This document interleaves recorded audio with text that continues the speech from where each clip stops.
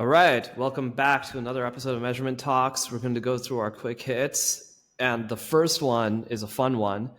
Google released an open source MMM model.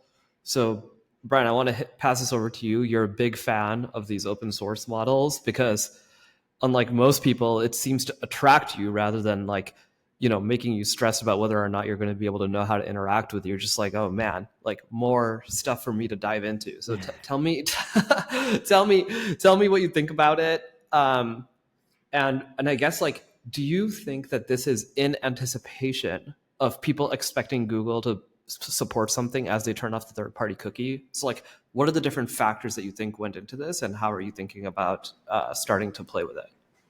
Yeah, it's interesting. So at a high level, I definitely get fascinated by these because it's sort of a nod or another checkbox that this sector of our industry is innovating, it's releasing products, and that there's resource and attention towards this. For Google to launch this, and how these work, it's typically a group of engineers that decide. This isn't like a top-down initiative from the CEO. This is like a project that there's maybe a larger initiative about transparency and measurement, and this is something that one of the teams felt like, oh, this is the solution for that, or a solution for that, so let's build this. But it's great to see that there's continued investment and innovation and just progress in making these things more accessible.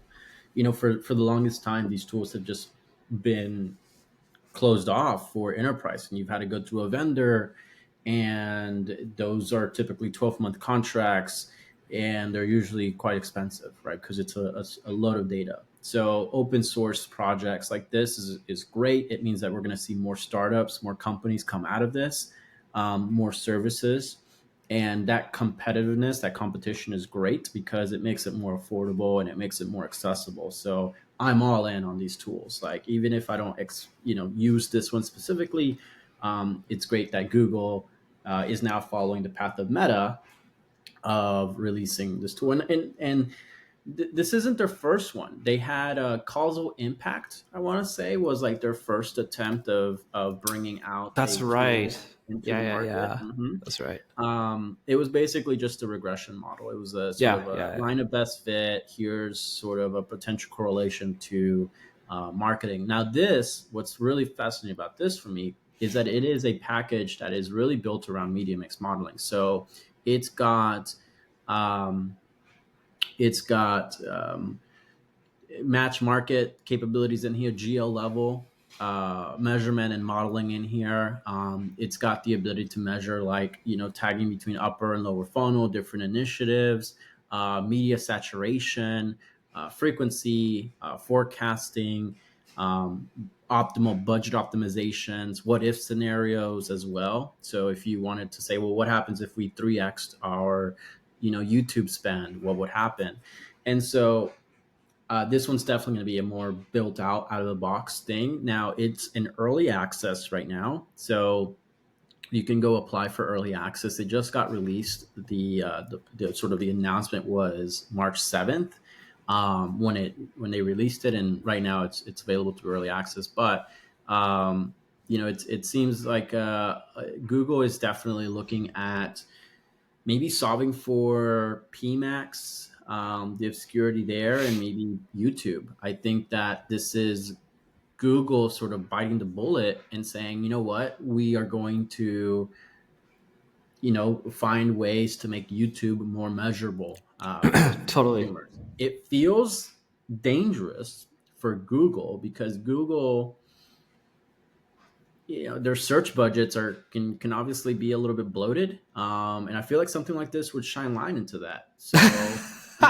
maybe this is Google getting ahead of the curve and saying To- okay, crap, we're looking 10 years from now, these tools are going to be accessible, let's go ahead and make our own totally. to keep people in the Google family of products, and let's do it in a manner that allows people to confidently share shift spend from search to YouTube in the event that that's inevitable, right? As more and more measurement sophistication comes into the market, people may already naturally move money from search, and I think that's actually a declining. I should fact check this, but I want to say that this is if they see the inevitable writing on the wall, this might be their way of getting ahead of it and getting some funds over into Reels and YouTube.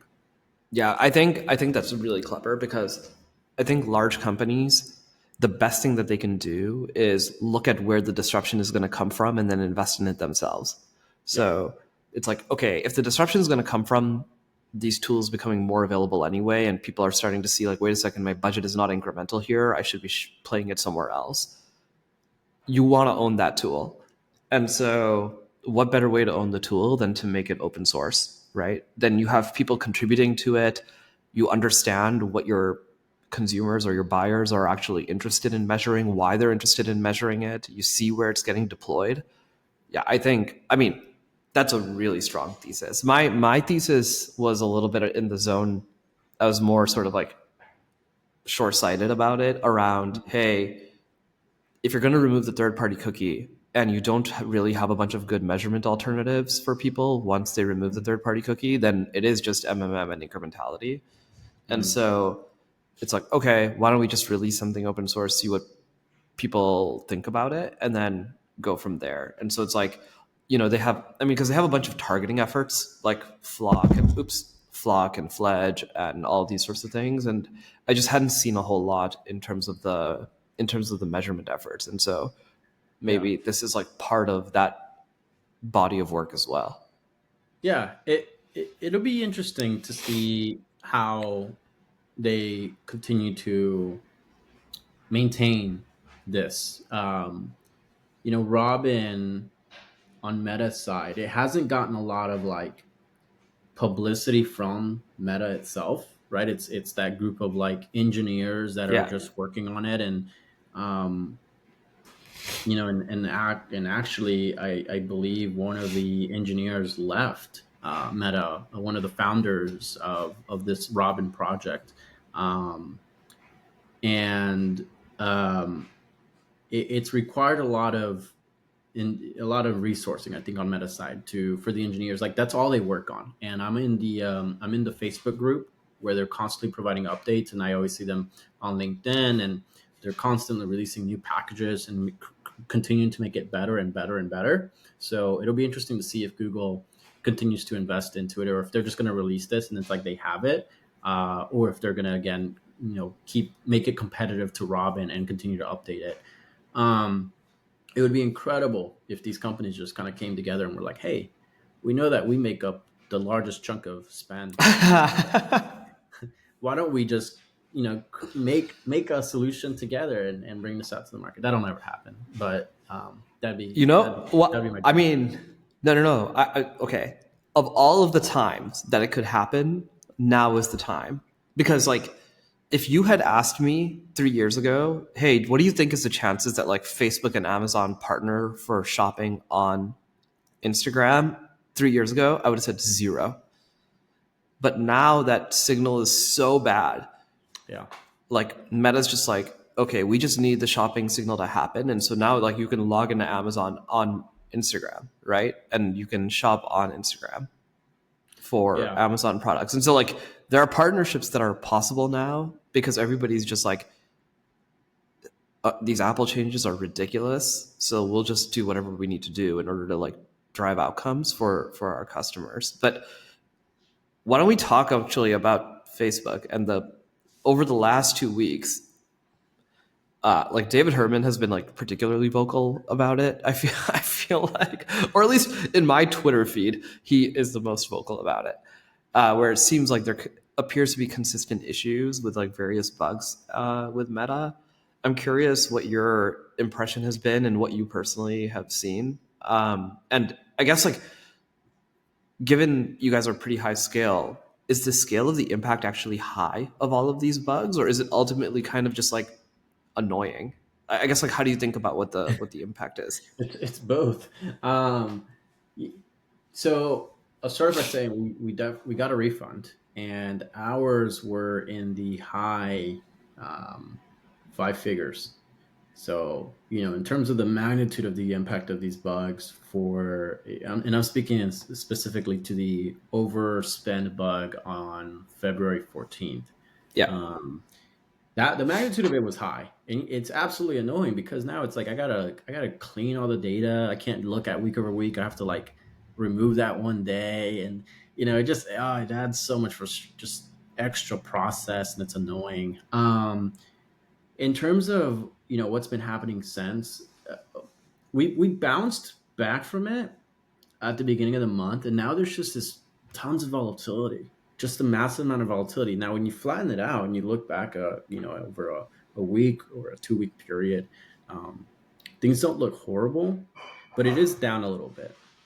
The efficiency is definitely strained a little bit. I think what makes this sort of worrisome though is the volatility aspect, where when you don't have sort of a predictable performance, or with some variance is acceptable, but the amount of swings that I'm seeing up and down in terms of performance, that feels like it's both an annoyance, but it's also something that makes it difficult to forecast accordingly and to model and to ensure that we're on track. And like, what do we do? Do we pull back and reset, or do we kind of just hold strong and weather this out until it's over? I will say again, when you zoom out, things don't look nearly as bad, but the volatility definitely, makes the impact feel a lot bigger than what it is. How are you guys seeing this across your book of business? Are you guys seeing volatility, or I'll tell you. Yeah, I'll tell you for us, the biggest issue has been that the reaction to the volatility mm, for different buyers is different. And so like I think the thing that we worry about the most is like, okay, you have some amount of volatility, but like, for you guys, it's like, you literally control what's happening in your account. And so it's like, okay, there's certain things where you're just like, hey, I can just weather this fall and it's like totally fine. There are other places where, let's just say you're an agency and you're like, the relationship with your client is already a bit tenuous. And now you have this volatility. It's like very hard to not want to interfere with the account, right? Because then it's like, let's just say I'm your agency, okay? And I'm like, hey Brian, like I assure you this volatility is like normal, everybody's seeing it, but like for whatever reason you and I have like stress in the relationship anyway, that's just yeah, not going to fly. no, And so that is like, because we see it across a large number of folks now, we see these sorts of like places where you end up with bad behavior, not because people don't know, but because it's like there is a client relationship dynamic that yeah. also starts to become a part of the problem. Yeah. That is so true. And like, what I'm doing, I'm weathering the storm. I'm like, I'm gonna hunker down. I've seen this before. I know we come out of this, and I'm in a position right now where I'm all about just being hyper, overly aggressive competitor in the market, where Totally. I'm not leaving any room. In fact, I have plans to 2x our budget, and yeah, like, I want to hit 100% of Facebook. You're gonna see all of the ads.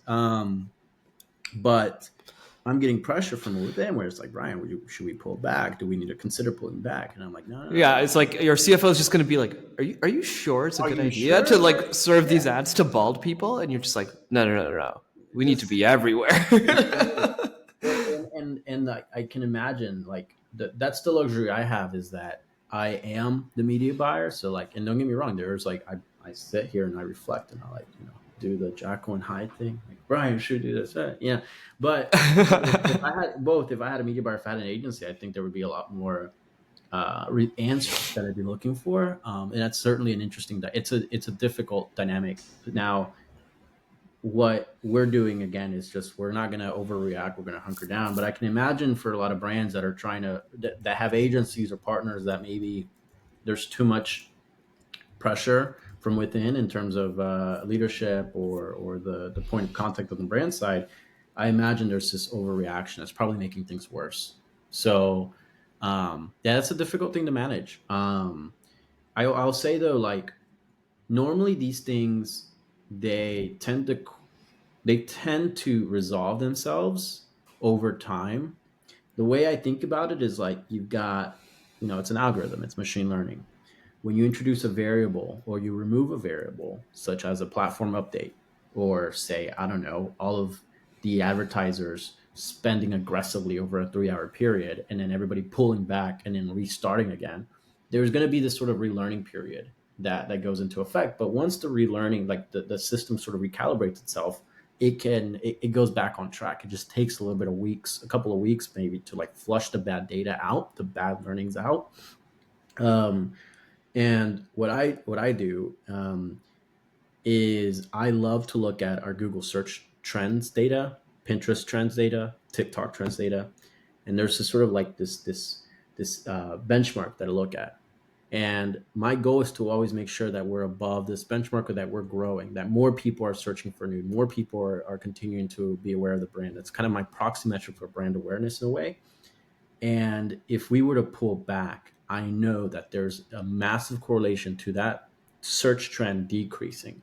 So, I'm balancing this play of like awareness and continuing to drive awareness for the customers of tomorrow, but also trying to move money where it makes sense to protect some of that margin to make it a softer pill to swallow for the finance team on our side. Yeah, that makes a ton of sense. By the way, it reminded me that when you have these sort of like tough relationship management issues, is like that's where a lot of things prop up. And last week, Klaviyo announced that they're going to do professional services, and there was like a ton of agencies. I know when we were chatting before, we forgot to bring this one up, but this one was like Yeah, actually the big news of the it's last huge. week. Um, and then there was this event, this like FounderMade event that we can quickly touch on. But I guess like I want to hear your response to the Klaviyo news, and I have a ton of takes on it because we're a SaaS company, and so like I feel like I know exactly what they're thinking when they do Yeah. this, but I'm curious like what you've heard from agency friends. Yeah. Well, I mean, agency friends are upset. They're Yeah, they're like, we built Klaviyo. We're the reason why totally. Klaviyo is what it is today. So, and I kind of agree. I kind of agree. The Klaviyo agencies were if you will, arming the rebels. They were the armory. They were the ones with the expertise to help grow and sort of show and build trust with Klaviyo as a platform. I think they in their own rights have a reason to be upset. That said, as a brand at this size, I'm not going to use Klaviyo services.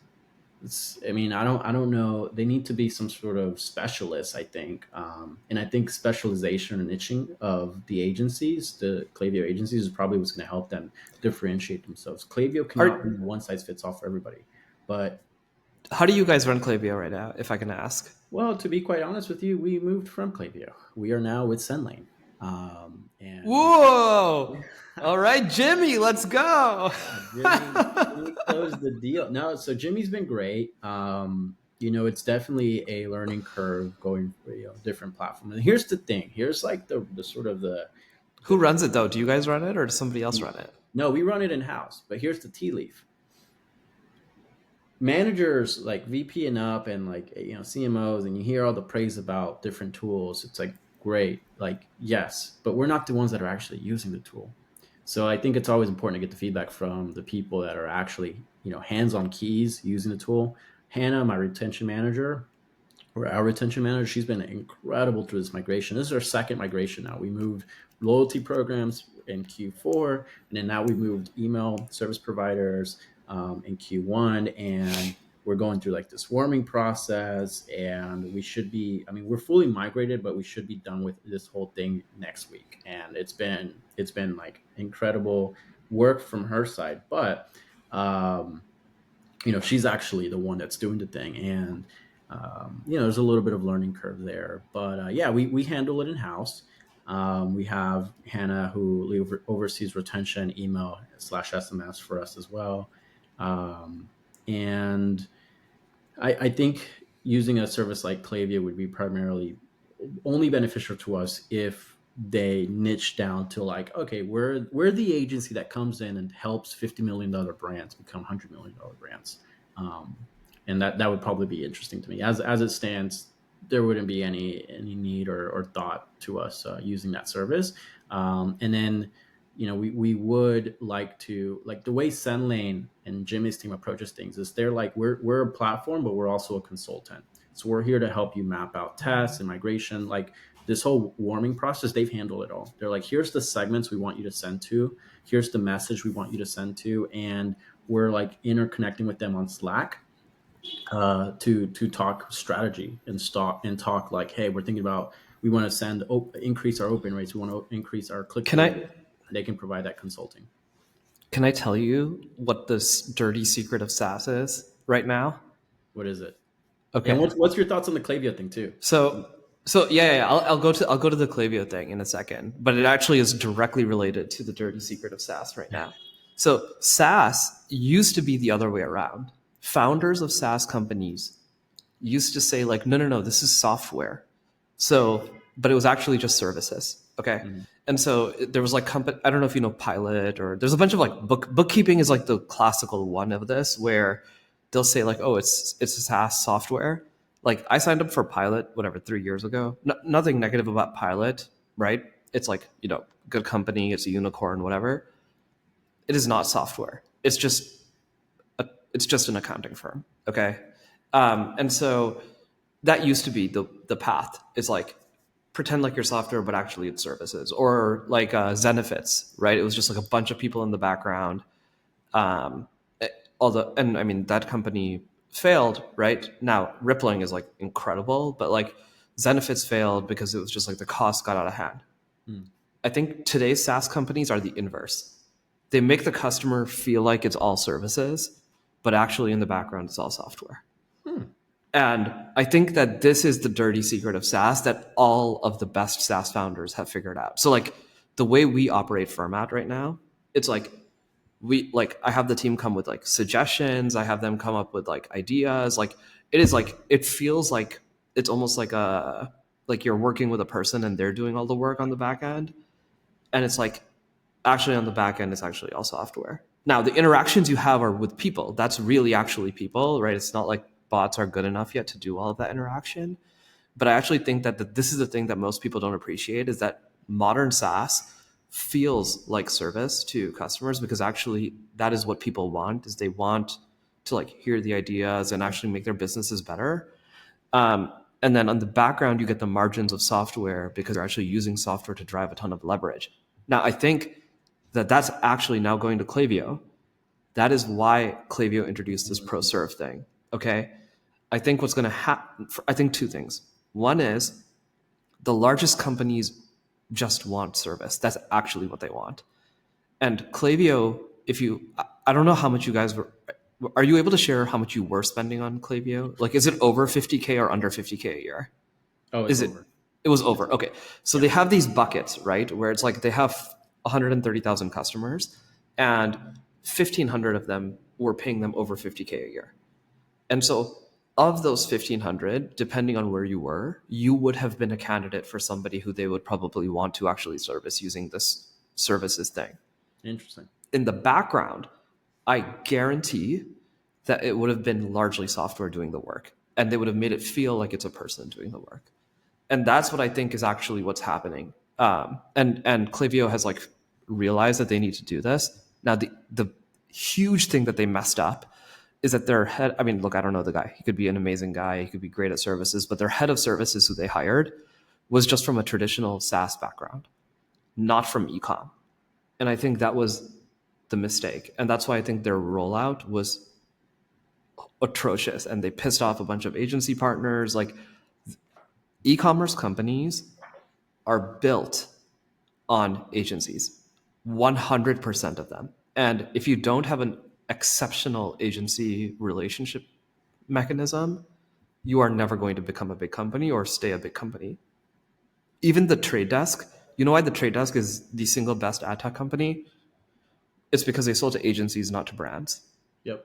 And it's exactly custom packages and promotions and exclusives. It's like, WPP, you get this, and each one got their own special offer. And then talking about magnitudes of just referral. Immediate unlock of thousands of books of businesses right there overnight. Exactly. And so it's like the guy who they hired did not come from that background. And so like, I don't know what they did internally that led to this kind of rollout and announcement, but even Shopify was built on the back of agencies. That's why they have such a big Shopify Plus agency program. It's like these agencies are the ones who are migrating customers from whatever their current stack is to Shopify. Like Shopify is not doing that. So anyway, that's my take. Sorry, that was a bit of a ramble. No, dude, that's a good perspective on it. And I think one, I love what you're saying about like, this new wave of SaaS companies are, sort of masking or showing coming to the table as service companies. I'm thinking about all of my relationships where like I'm super sticky with these tools where it's like it would be very hard for me to like leave this tool, and it's all the ones that have this sort of service component to it where I've got someone I can escalate to, I can email, I can ask a question, they bring the expertise, and it's like having an agency partner literally, where I think the value of an agency is often this one value of an agency is often underutilized, but it's like the visibility to all of these other brands and clients. And sure, they're not going to give you 100% like here's what's happening, but they can aggregate and give you sort of meta analysis on the fly of like, oh, we're seeing this trend or we're seeing that trend. That's incredibly valuable. And so the platforms that I have the best relationships with are the ones that are coming across as that. And the ones where like I would probably churn in a heartbeat are, in fact, there's like two that I, before this call, I was talking to Hannah, and I was like, hey, can you do a cost analysis on these two vendors? I haven't heard anything from them. I signed the MSA. They were all like, we're here to support you. And it's been 3 months. I haven't heard a peep from them. Let's do a cost analysis and see if we really need this tools to keep costs down. And so I think that makes sense. I think it helps with retention. It also helps with trust and making sure that you have a seat on the table to influence sort of the path of the company as well. Exactly right. How was FounderMade? Switching gears now, you were in Austin last week for FounderMade, and I heard you guys threw a phenomenal after party at High. I couldn't make it, but what were some of the tea leaves that you picked up from FounderMade last week? I think so. There was, I think, two things. One is FounderMade does a really good job of orchestrating attendees to be really high quality. So I just wanted to like hat tip to the team at FounderMade. Like the room was just really good, like really strong founders, really good companies. Everybody was kind of open. So they did a really good job of like having the feel be like a sort of intimate feeling. Basically, it was probably 150 people, I want to say, who went to the event. So that was excellent. And I thought some of the panels, people did a really good job of like truly opening up and like, saying what they actually thought. Like the Super Coffee founders, do you know them by any chance? I think they're based in Austin. Yeah, So, I've heard of them. Not Rise. Is you talking about Rise or Super? it's called Super Coffee. It's actually like a surprisingly large company. Dude, coffee brands are insanely like. Yeah. Okay. Yeah. So, anyways, I haven't had a chance to meet them. I've been seeing the name float around. I saw them in the attendees list as well. They were one of the panelists, if I remember correctly. Exactly. Yeah. So like one of the co-founders was there, and he was like, he's super open with everything that they did. They were venture backed, and he had to like switch from burning to being profitable and all these sorts of, all these lessons. And so I think that part of it was really good. And I think that look, I'll just be honest. Rabba and Alexa have created a massive sort of like pull of community for us. They've done an amazing job, and it's like, and they've created this whole ecosystem now. So there were like 150 people who came to the after party, and everybody was saying, and this, I guess my big learning is everybody feels like there is not a company out there who is like curating the community for ecom again. and they felt like, it used to be Triple Whale who was like making the community for ecom, and now they're looking for the next company who is going to help bring the community together, enable the community to learn from each other. Yes, of course, part of that community just lives online on Twitter, but where's the in real life community? Who's hosting those events? How do those events get hosted? And so I think my big learning is that there's a craving for these events. So I think the FounderMade event was excellent. I think our after party was good for that reason. It's like there's this desire for people to interact with the community again. And so I'm very bullish on community enablement in various form factors. And so I think like we're going to try our best to be a vehicle through which the community can get together. But I think that that's my big learning from the events last week. And then we'll see if like it carries through in Shop Talk and future events. But that was my feeling. And I got the same feeling from like Andrew Udarian's event. I don't know if you saw on Twitter, like a bunch of people went to that one. The e-commerce fuel one, Ecom Fuel. Yeah, and Ecom Fuel. Yeah. was it in Miami? I want to say it was in Florida. I think I did see. I forgot about the event. I'm not a member, but I know about it because I saw the tweets pop up, and there was some good learnings that made its way into Twitter's X. So yeah, it's an interesting one. I think. I mean, it got a lot of praise in a little bit smaller community. I'm keen to explore that one as well. Yeah, totally. All right, dude, should we hit our evergreen retail measurement? Yeah. All right, Yeah. so you shared with me right before we started recording that you guys are going retail and focusing on it. So as a brand, how do you think about what you're measuring in order to drive success in retail? Yeah. Well, the great thing about these retailers is that they do provide transparency and visibility into sales volume. Um, some of them may not give it to you by like store, but if you get regional, that's still good enough. I am very fortunate that I get store level data and I get it omni-channel. So I get online sales by day, and I'm also able to get store level sales or units sold on my product by day as well. So that in its own just opens up a world of possibilities for different activations and ways.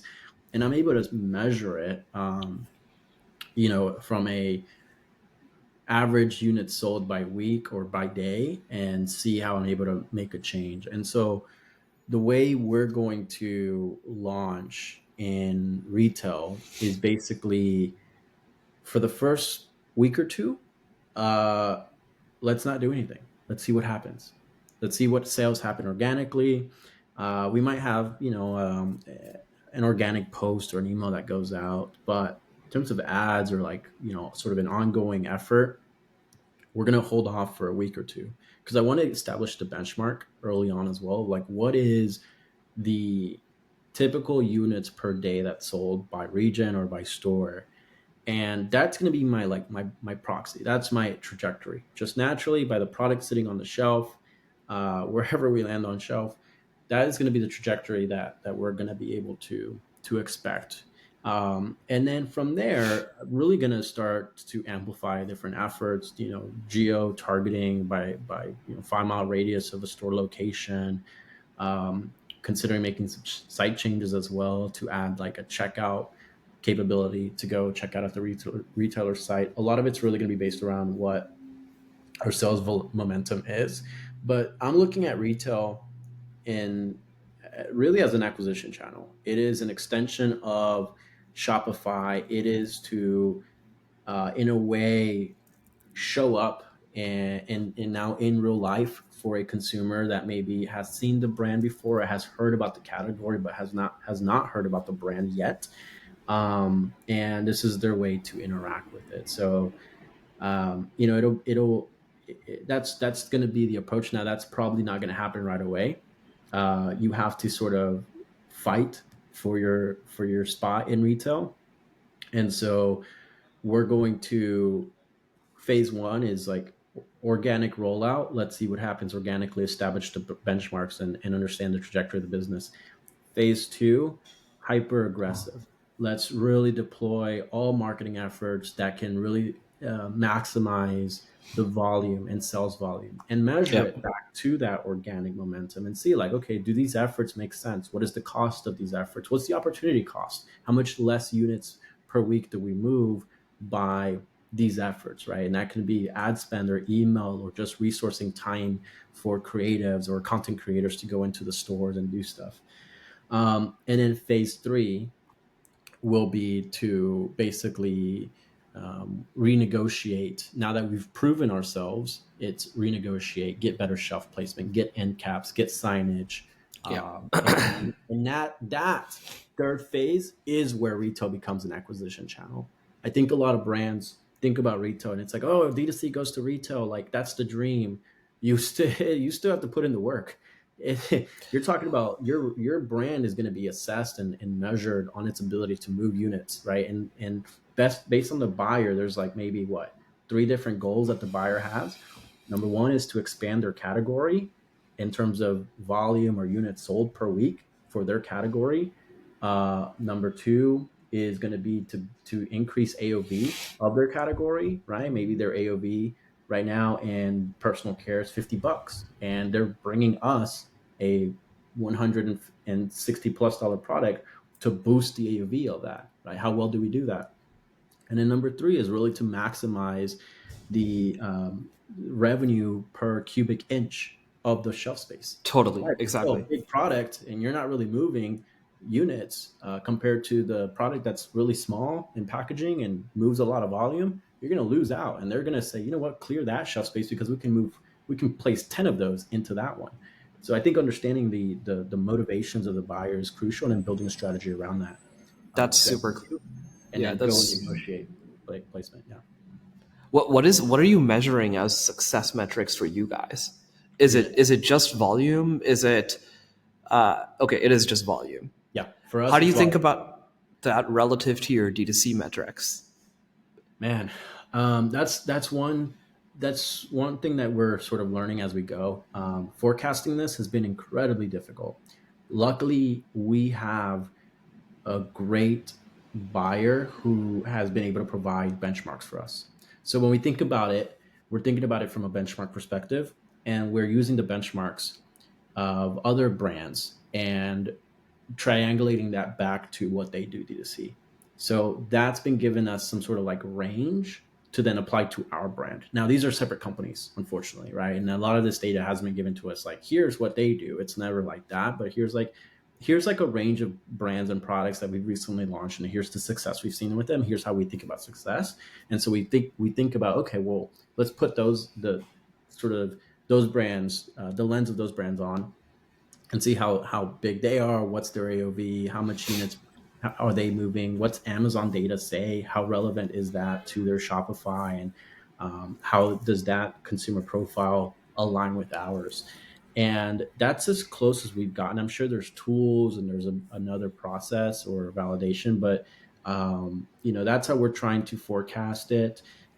It's not really like a percent of Shopify right now. What we've kind of agreed to as the best approach is independent of Shopify. We need to move X amount. And I think that goes back to thinking about retail as an acquisition channel versus a convenience play where we expect someone to see a Facebook ad and then go out of the way to drive and buy it in store. No, no, no. It needs to be someone is discovering nude in the store's presence. And in the meantime, we're going to find ways to amplify that message and like if you're shopping at Target, by the way, it's also here as a convenience play.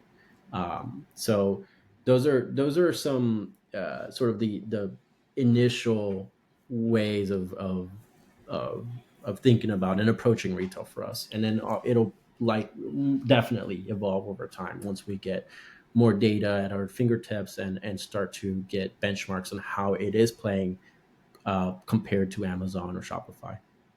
That's super smart. That's super smart. I think it sounds to me, and you tell me if this is fair or unfair, is like you're viewing your channels instead of saying, I think when people say omni-channel, they want to track behavior across them and want cross influence. And I think what I'm hearing you say is like hey, our retail business needs to be an independently profitable go-to-market channel. And Absolutely. our D2C needs to be independently profitable, and our Amazon needs to be independently profitable. And so instead of like a soup, it's more like a salad where like every component has like a role to play. And like, yes, they work better together, but like I should be able to tell them apart. And so I should be able to like justify them separately. And like, yes, of course they work well together, right? Like that's your way of thinking about omnichannel, is like not blend, but like a salad. Yeah. That's absolutely right. That's absolutely right. And we saw this with Amazon and Shopify, where even if we were to raise the price more, like we sell our product is more expensive on Amazon. That does not deter people from buying on Amazon. Like people love to shop where they are most comfortable. And for some Totally. people, it's going to be just Amazon. And for some people, it's just going to be retail where they need to physically touch it and pick it up and see it on the shelf. And that is okay. And there is no like, you know, Shopify to Amazon to retail like connection here and all that stuff. Like, no, it needs to be able to stand on its own. It needs to be an acquisition driver, and it needs to be able to be a sort of an option for the people that want to shop at that location. Um, and to your point, like the salad, like they're independent ingredients, and we may taste the salad and be like, that was disgusting. We need less retail. We need more retail, add more of that in there.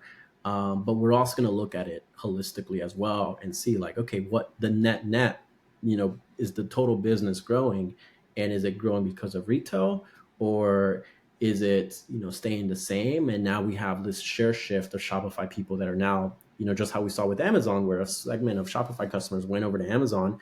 And are we going to see the same thing where a segment of Shopify customers are going to go to retail? And if that's the case, fine, so be it. And that'll guide strategy moving forward. But we're not putting all of our chips in one option, saying this is what it has to be. We're sort of we want it to be independent. We're going to allow the sort of the data to tell us how do consumers want to shop and interact with our brand.